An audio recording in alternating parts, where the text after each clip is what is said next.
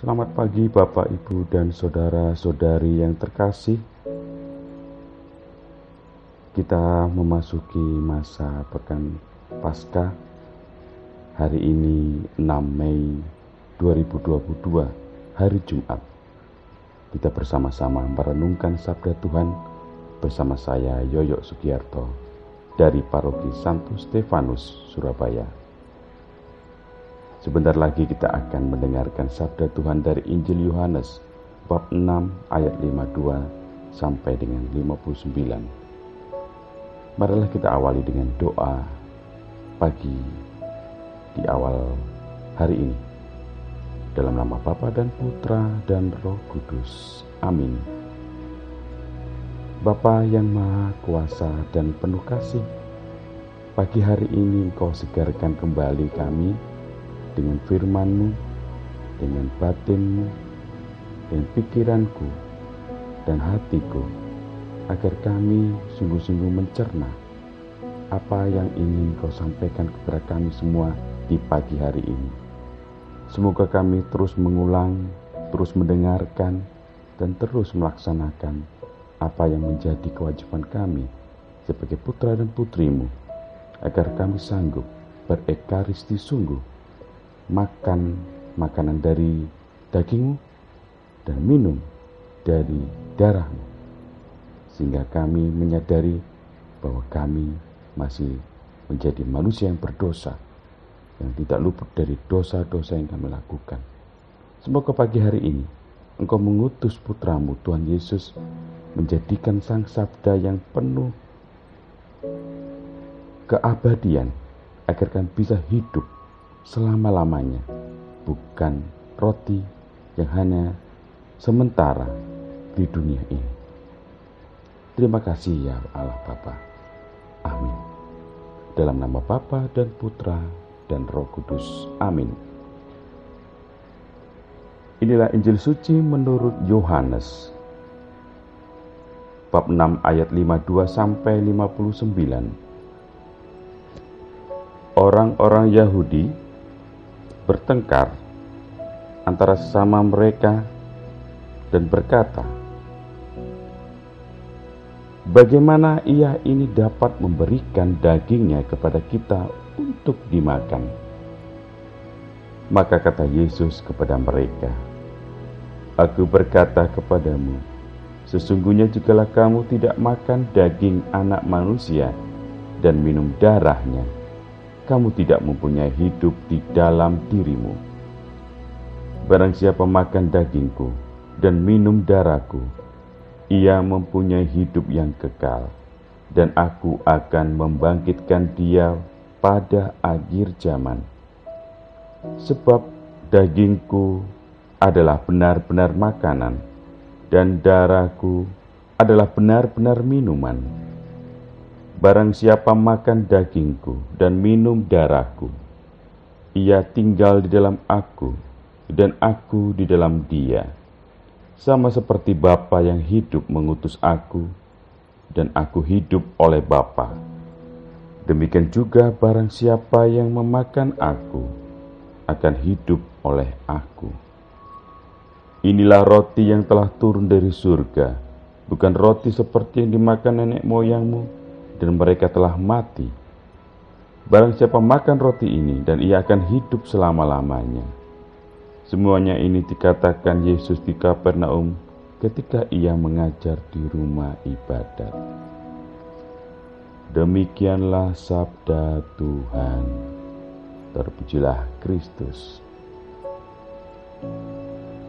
Bapak, Ibu, dan saudara-saudari yang terkasih,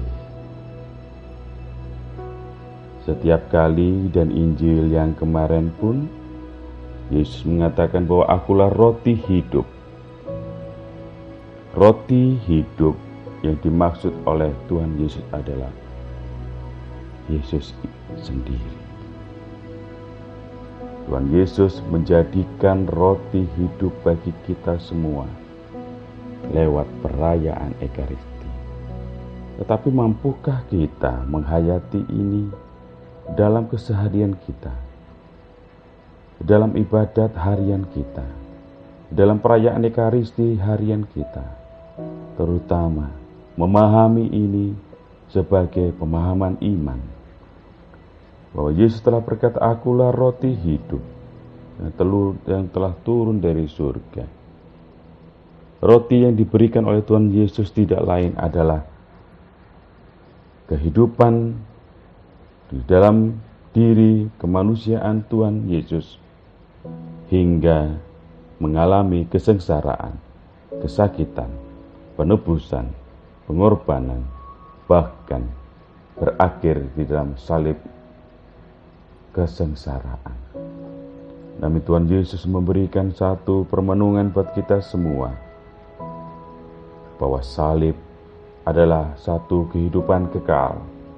Bagi kita, itulah roti yang hidup untuk selama-lamanya. Semoga kita bisa menyadari bahwa Tuhanlah yang memberikan kita kehidupan kekal itu sendiri. Makan daging dan minum darah Yesus bagi kita pribadi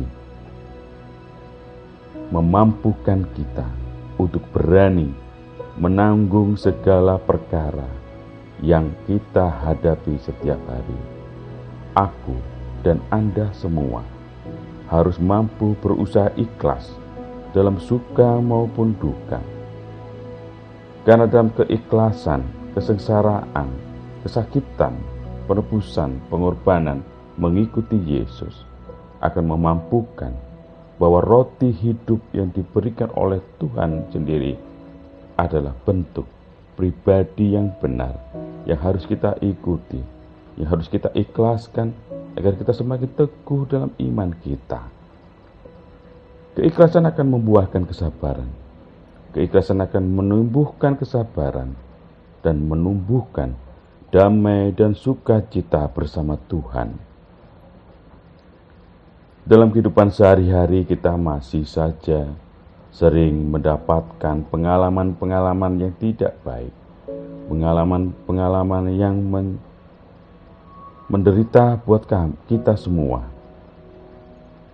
Kita bisa saja sakit hati, kita bisa saja masih curiga, kita masih saja juga tidak percaya kepada orang lain, bahkan orang yang terdekat kita, keluarga kita. Banyak sekali tantangan-tantangan depan kita.